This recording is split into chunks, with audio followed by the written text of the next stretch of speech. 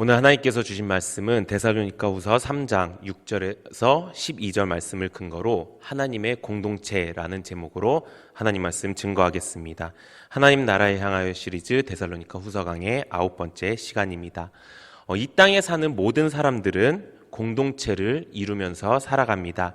아주 작게로는 가족으로부터 시작해서 학교로 혹은 직장으로 또 사회로 나라로 이런 수많은 공동체를 이루면서 살아가게 됩니다.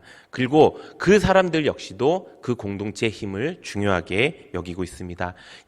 우리 옛말에도 이런 말이 있죠. 백지장도 맞들면 낫다. 또 뭉치면 살고 흩어지면 죽는다 라는 말이 있듯이 이렇게 사람들도 공동체의 힘을 굉장히 중요하게 여기고 삽니다. 그 이유는 무엇일까요? 그 공동체 안에 내가 바라는 것이 있기 때문입니다. 세상 속에서의 공동체는 나 중심의 공동체입니다. 내 육체의 안전을 위해서 공동체에 속할 때도 있고요. 또 내 육체의 즐거움을 위해서 혹은 내 마음의 위로함을 위해서 또 내 목표의 길잡이로 삼기 위해서 공동체에 속하고 살아가게 됩니다.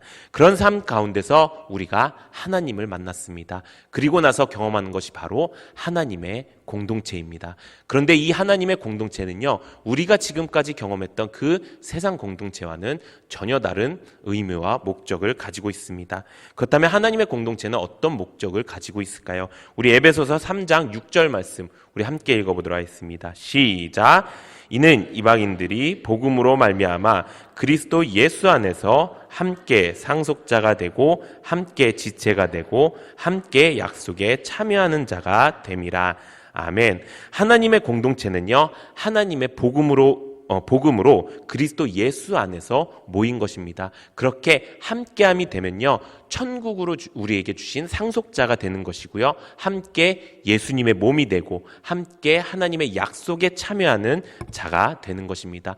여기에서 주체는 무엇입니까? 바로 하나님입니다. 세상의 모든 공동체는 내가 주체입니다. 그런데 하나님의 공동체는 하나님이 주체가 되어야 되고 하나님이 중심이 되어야 됩니다. 하나님이 중심이 되어야 우리는 이 말씀처럼 함께 하나님 나라의 상속자가 되고요, 함께 하나님의 지체가 되고 함께 하나님의 약속에 참여하는 자가 될 수 있다는 것입니다. 두 번째 하나님의 공동체의 특징은 바로 이 땅 가운데 우리의 삶의 방향이 달라졌다는 것입니다. 우리 빌레몬서 1장 6절 우리 함께 읽어보도록 하겠습니다. 시작! 이로써 내 믿음의 교제가 우리 가운데 있는 선을 알게 하고 그리스도께 이르도록 역사하느니라. 아멘. 이 땅에서 우리가 하나님의 공동체 안에 속하게 되었을 때 이 믿음의 공동체를 통해서 우리 안에 있는 선을 깨닫게 되고 그리스도께 예수께 이르도록 역사하는 것이, 그렇게 역사하시면 우리가 받는 것이 하나님의 공동체 안에 있는 사람들의 모습이라는 것입니다. 그래서 우리가 잊지 말아야 될 것이 있습니다.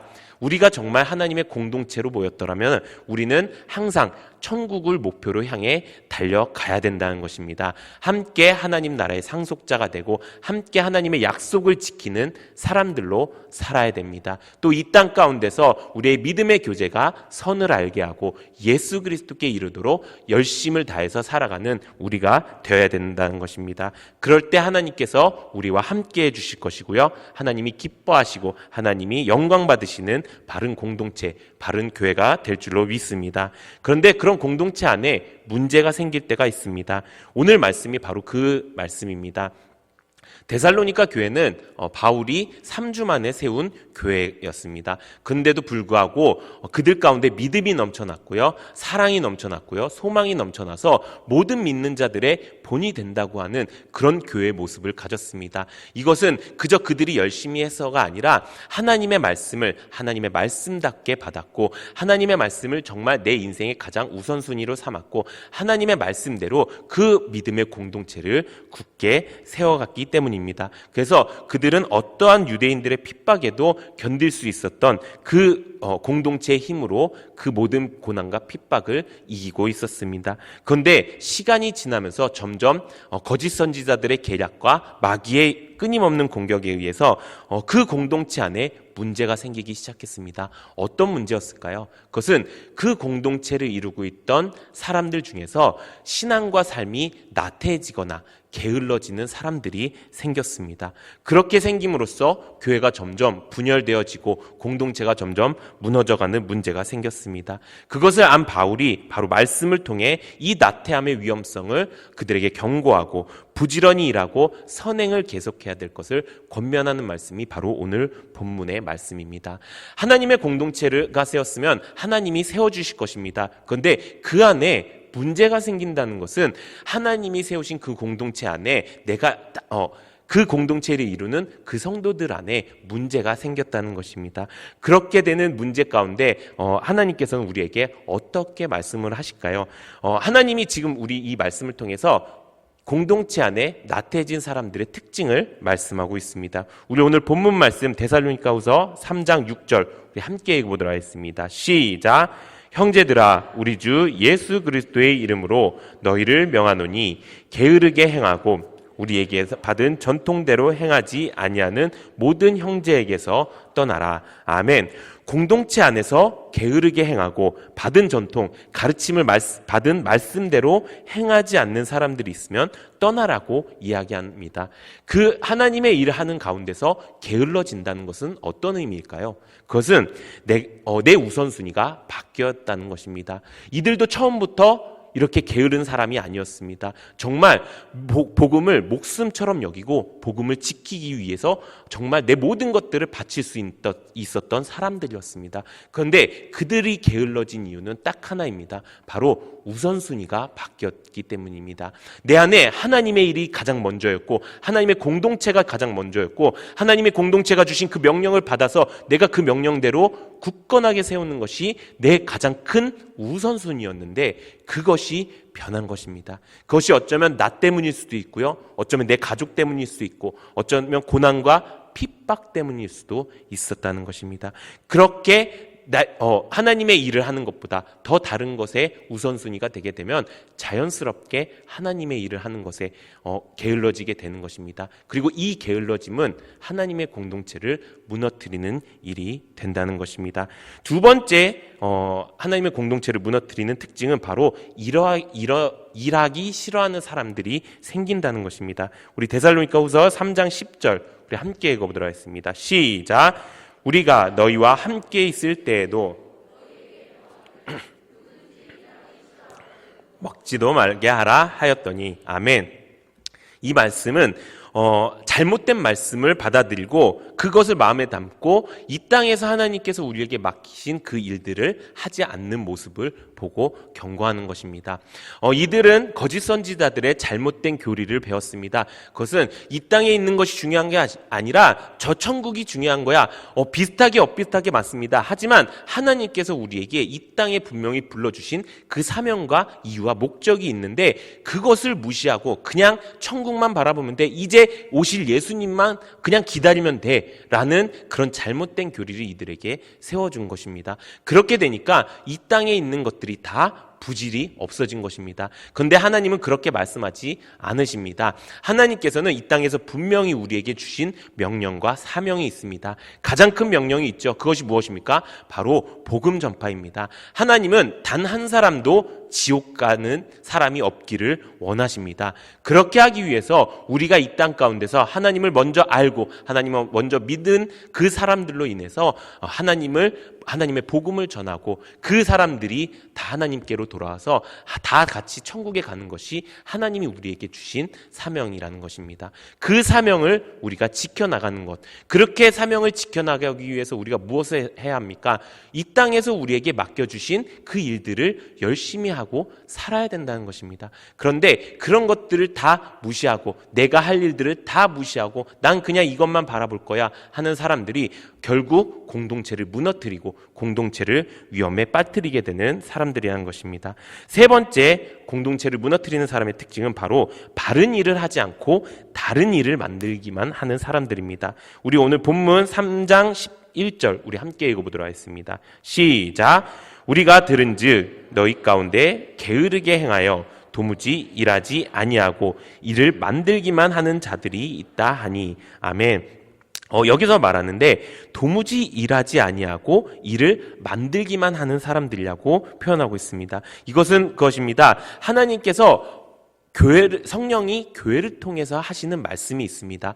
우리가 하나님의 공동체 안에 모였으면요, 그 하나님의 공동체 가운데 하나님께서 우리에게 원하시는 목적과 그 방법을 우리의 말씀을 통해서 또 양육을 통해서 우리에게 가르쳐 주십니다. 그런데 그 일에는 힘쓰지 않고 내가 그냥 믿는 하나님만 믿는 것입니다. 지금 하나님께서 우리에게 무엇을 명령하셨습니까? 잃은 양을 찾으라 명령하셨습니다. 그래서 이 일에 우리가 전심전력을 해야 됩니다. 그런데 저는 잃은 양 찾기에 조금 어려운 상황이에요. 저는 전도도 좀 어렵고 저는 주변에 하나님 믿는 사람밖에 없어요. 저는 조금 이 일은 어려우니까 제가 기도로 후원할게요. 제가 할 수 있는 것만 할게요. 이 모습이 어쩌면 교회 공동체를 무너뜨리는 모습이라는 것입니다. 이것은 하나님이 하라는 일을 하지 않고 다른 일을 만드는 사람들의 모습인 것입니다. 우리 공동체 안에 이런 사람들이 있을 수 있습니다. 아니, 내 모습이 그런 모습일 수 있습니다. 나도 모르게 내가 게을러졌다거나, 나도 모르게 내 우선순위가 바뀌어졌다거나, 또 나도 모르게 내가 일하지 않고 그냥 이것만 하면 되지라고 생각했다거나, 아니면은 내가 할 수 있는 것 할게요라고 하는 그런 내 안에 교만이 생겼을 수 있습니다. 어쩌면 그것이 마귀가 우리에게 주고 있는 가장 강력한 시험일 수 있습니다. 그 시험을 통해서 마귀가 원하는 것이 무엇입니까? 바로 이 하나님의 공동체를 세상 공동체처럼 만들기 위함이라는 것입니다. 우리가 이 고난을, 이 시험을 이기는 여러분들 되시기를 소망합니다. 그래서 언제나 이 하나님의 공동체의 주인이 하나님이라는 것을 우리가 깨닫고 이 말씀에 순종하며 성실하게 우리가 충성을 다해서 이 하나님의 공동체를 이루어가는 여러분들 되시기를 예수님의 이름으로 축원합니다. 그렇게 하나님의 공동체를 만들기 위해서 이런 모습들이 있는 가운데 바울은 한 가지 예를 들면서 그 공동체 안에 우리가 어떤 모습을 가져야 할지를 말하고 있습니다. 그 예는 무엇일까요? 바울은 오늘 본문 데살로니가후서 3장 7절에 이렇게 시작했습니다. 어떻게 우리를 본받아야 할지를 너희가 스스로 아나니 라고 말씀하고 있습니다. 바울은 다른 이야기를 하지 않았습니다. 이렇게 나태해지고 이렇게 게을러진 그 성도들에게 권면하는 말씀은 딱 하나였습니다. 그것은 바로 우리를 본받아야 할지를 이라고 말하는 것입니다. 우리가 이 본문을 통해서 깨닫게 되는 것이 무엇입니까? 바로 우리의 공동체가 바르게 서기 위해서 가장 기본적인 조건은 하나님이 세우신 이 영적 리더의 본을 따르는 것입니다. 그 영적 리더가 우리의 본이 되었을 때 우리는 자연스럽게 그 영적 리더를 따르는 양들은 자연스럽게 본이 되는 사람이 되는 것입니다. 우리가 이렇게 만약에 우리가 영적 리더가 본이 되는 사람이라고 우리 사랑하는 성도님들이 생각하고 있다면 그 본이 되는 성도의 셀장에 또 본이 되는 담임 목사님의 모습을 따라 살아가는 여러분들 되시기를 소망합니다. 그렇다면 바울은 어떻게 자신을 소개하고 있을까요? 세 가지로 소개하고 있습니다. 첫 번째는 바로 질서 있게 행동하는 사람이라는 것입니다. 우리 오늘 본문 7절 우리 다시 한번 읽어보도록 하겠습니다. 시작. 어떻게 우리를 본받아야 할지를 너희가 스스로 아나니 너희 가운데서 무질서하게 행하지 아니하며. 아멘. 우리가 하나님을 소개할 때 여러 가지가 있지만 하나님을 소개할 때 한 가지가 바로 질서의 하나님입니다. 고린도전서 14장 33절에 보면 하나님은 무질서의 하나님이 아니시오 오직 화평의 하나님이시라 라고 하면서 교회 안에서 우리가 지켜야 될 것들에 대해서 이야기하십니다. 그리고 마지막 절에 이렇게 얘기하십니다. 고린도전서 14장 40절에 보면은 모든 것을 품위 있게 하고 질서 있게 하라 라고 말씀하고 계십니다. 우리가 하나님의 공동체를 하나님의 공동체답게 만들 수 있는 가장 첫 번째 방법은 바로 질서 있게 행하는 것입니다. 질서라는 말의 사전적 의미는요, 하나의 전체를 형성하고 있는 다수의 사물들 사이에 있는 규칙을 지키는 관계라고 합니다. 저도 말이 어려운데 여러분들도 말이 어려우시죠? 이 말을 좀 더 풀어서 얘기하면 여기서 말하는 하나의 전체는 바로 하나님을 이야기하는 것입니다. 우리가 하나님 안에서 다수의 사람들이 모여서 그 사람들과 함께 규칙을 지키는 관계가 질서 있는 관계라는 것입니다. 하나님 공동체 안에서 우리가 질서를 지키는 것은요, 하나님 안에서 여러 사람들이 모인 그 여러 사람들이 모여서 만든 그 규칙을 지키는 것입니다. 우리 교회에도 셀이 있지요. 공동체가 있죠. 그 안에 여러 가지 규칙들이 있습니다. 어떤 것들이 있지요? 매일 성경 통독 큐티가 있지요. 매일 우리가 우리 공동체 안에 들어오면은 함께 성경 통독 큐티를 합니다. 또 저녁에는 믿음의 일기를 씁니다. 그 하루의 삶을 어떻게 말씀으로 살았는지를 우리가 같이 함께 나누면서 도전이 되고 은혜가 되기 위해서 그것을 씁니다. 또 주일 예배를 나옵니다. 또 셀 안에 속해 있으면 셀 전도를 하고요, 셀 기도를 해야 하고요, 셀 예배를 드립니다. 이런 규칙들이 있습니다. 그렇게 만들어진 규칙을 지키는 것이 바로 질서 있게 행하는 것입니다.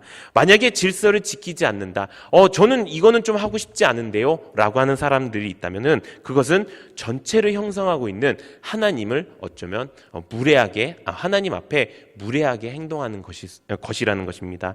질서를 지키지 않는다는 것은 하나님의 백성답게 하나님이 부르신 그 공동체를 인정하지 않는 것입니다. 또 질서를 지키지 않는 것은 우리에게 주신 그 하나님의 백성다운 품위를 잃어버리는 것입니다. 우리가 하나님 앞에 우리 공동체 안에 바르게 세우는 것, 그 공동체 안에 있는 규칙을 지킨다는 것은요, 우리에게 주신 그 하나님의 놀라운 능력을 우리가 받는 것이고요. 그 놀라운 능력을 통해서 우리가 질서 있는 하나님을 만나고 그 질서 있는 하나님을 통해서 우리가 하나님의 말씀대로 행할 수 있는 그 하나님의 공동체를 만들어 갈 수 있다는 것입니다. 우리 모든 성도님들이 이 질서를 지키면서 품위 있게 하나님의 공동체를 세워가는 여러분들 되시기를 소망합니다. 두 번째 하나님의 공동체의 특징은 바로 성실하다는 것입니다. 우리 오늘 본문 8절 함께 읽어보도록 하겠습니다. 시작! 누구에게서든지 음식을 값없이 먹지 말고 수고하고 애써 주야로 일함은 너희 아무에게도 폐를 끼치지 아니하려 함이니. 아멘. 바울은 데살로니가 교회에 와서 대접을 받을 수 있는 사람이었습니다. 그 당시에 하나님의 사도, 예수님의 사도, 그 당시에 그런 존재라는 것은 굉장히 권위 있는 존재였습니다. 또 대우를 받을 수 있는 존재였습니다. 그런데 그 대우를 다 포기하고 주야로 일을 하면서 본을 보이는 모습을 보였습니다. 왜 그렇게 했을까요? 그는 그 성실함을 통해서 모든 사람들에게 하나님의 복음을 바르게 전하고 싶었기 때문입니다. 성실함은 모든 사람들에게 모범과 귀감이 됩니다. 그리고 이 모습은 하나님의 공동체를 이루는 데 있어서 더욱 굳건하게 우리를 만들어줍니다. 내가 하는 일들을 열심히 하면서도 그 하나님의 공동체의 약속을 지키고 그 규칙을 지켜나가는 것은 모든 사람들에게 귀감이 된다는 것입니다. 그 안에서 함께 믿는 사람들은요, 그 모습을 보고 더 도전을 받을 것이고요. 만약에 그 안에 있어서 믿음이 없었던 사람들도 그 모습을 보고 와, 저 사람은 어떻게 저렇게 하지?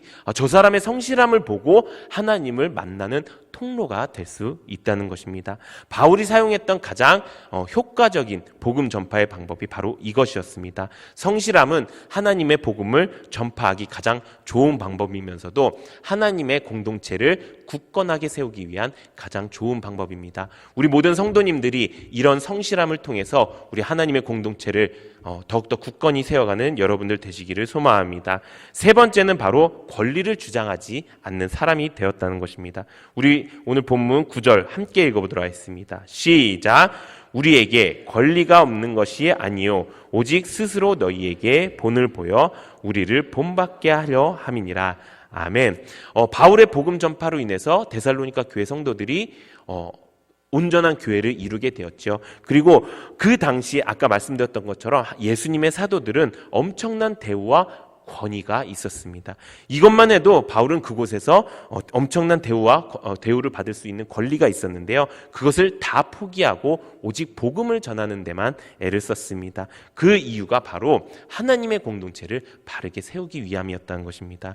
나의 권리를 주장하기 시작할 때부터 마귀는 틈을 타게 됩니다. 나의 권리를 주장하는 모습이 어떤 모습이지요? 바로 그것이 개인주의의 모습입니다. 하나님의 공동체 가운데서 가장 큰 적이 바로 개인주의입니다. 세상의 공동체는 개인주의를 개인주의가 있을 수 있습니다. 나 먼저, 나 중심으로 내가 중요합니다. 하지만 하나님의 공동체 안에서는요, 하나님 중심의 공동체가 되어야 되고 하나님의 권리를 인정하고 하나님을 높여드리는 것이 하나님 공동체의 모습이라는 것입니다. 우리가 하나님의 개인주의를 버리고 하나님의 공동체를 이루어갈 때 우리는 그 공동체 안에 본이 되는 사람이 될 것이고 그 공동체 안에서 하나님의 능력을 발휘하는 사람이 될 것입니다. 그렇게 우리가 우리의 권리를 주장하지 않고 내 개인주의를 버리고 내 생각, 내 마음대로 하는 것이 아니라 규칙을 지키고 하나님의 질서를 지키고 하나님의 뜻대로 하나님의 공동체를 이루어가는 여러분들 되시기를 예수님의 이름으로 소망합니다. 바울은 데살로니가 교회 안에 있는 게으른 자들을 책망했습니다. 이가 이렇게 책망할 수 있었던 이유가 무엇일까요? 그것은 바로 이가 영적 그냥 단순한 영적 리더였기 때문이 아니었습니다. 그는 그의 삶 속에서 그의 모든 면모에서 본을 보였기 때문에 이렇게 권면할 수가 있었습니다. 사랑하는 성도 여러분, 지금 이 땅은 교회를 무시하고 교회를 탄압하고 교회를 핍박하는 너무나도 당연한 모습의 시대가 되었습니다. 그 가운데서 하나님의 공동체를 지킨다는 것은 굉장히 어려운 일일 수 있습니다. 그런데 그 공동체를 굳건하게 하는 것이 우리의 말씀 속에서 우리가 하나님 앞에 온전히 바로 서고 우리가 사람의 공동체처럼 만들지 않고 오직 하나님이 주인 되어서 함께 상속자가 되고 함께 약속을 지키면서 하나님의 질서를 지키며 하나님의 약속의 말씀대로 우리가 살아갈 때 그 공동체를 하나님께서 반드시 굳건하게 만들어 주실 줄로 믿습니다. 그렇게 우리가 하나님의 공동체를 세우기 원합니다. 먼저 우리가 하나님의 공동체를 세우기 위해 내 우선순위가 바뀌지 않았는지 우리가 살펴보고 나에게 주신 이 하나님의 공동체 안에서 내가 나태하고 게을렀던 모습은 없는지, 또 내게 주신 그 명령을 내가 곧이곧대로 받지 않고 내 생각대로 받고 내가 할 수 있는 것만 할 수 있던 사람은 아니었는지 우리가 점검하고 나의 권리를 주장하지 않고 본이 되는 사람이 되어서 하나님의 복음을 전파하는 일에 또 이 땅 가운데 우리가 이 하나님의 공동체를 만들어가는 일에 가장 귀하게 쓰임받는 우리 모든 성도님들 되시기를 예수님의 이름으로 축원합니다.